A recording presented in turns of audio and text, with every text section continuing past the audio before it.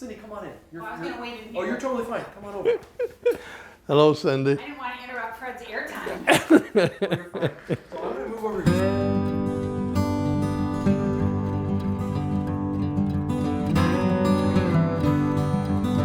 I wasn't exactly sure. I thought maybe it was going to be more like a home fellowship or so, but we had a small group. After going to one, we wanted to make sure we attended the other ones too. Well, Pastor Laura had a series of sermons on stories, which were very well done.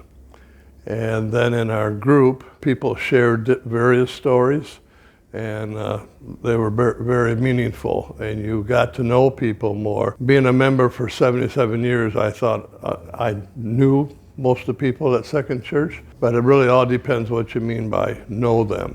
I knew them by name and maybe occupation, but during StoryLab, I really got to know a lot more about them. Every week it seemed like somebody else would share a story, and several times there were stories of some hardships that they went through. Some had situations that were ongoing, and others had situations that were over, and you could pray that, give thanks that they were over with. And you just got to know the families more, heard a lot of different information about struggles and blessings that families were going through. So emotional times, there were some tears shed or so, and I think that was very moving, and that we could really embrace each other. And like I said earlier, it gave us people and things to pray about. I think it would be good for everybody, and I know some people are maybe more private than others, but there was no pressure put on to share a story or whatever, and I think everybody, once they got there, would feel comfortable being a member, and it would really benefit them.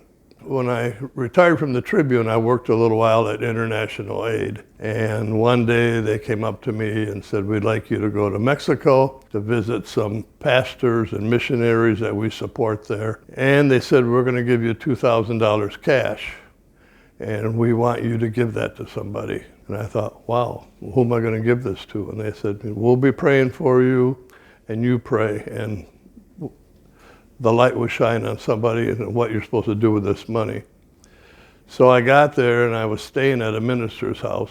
And one night he said, "I've invited the gentleman that runs the orphanage here in Tijuana to come over."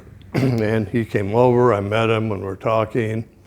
And I just said, "How's everything at the orphanage?" He says, "Pretty good, really," he said, "but we're on a little hill, and we have a serious problem with erosion.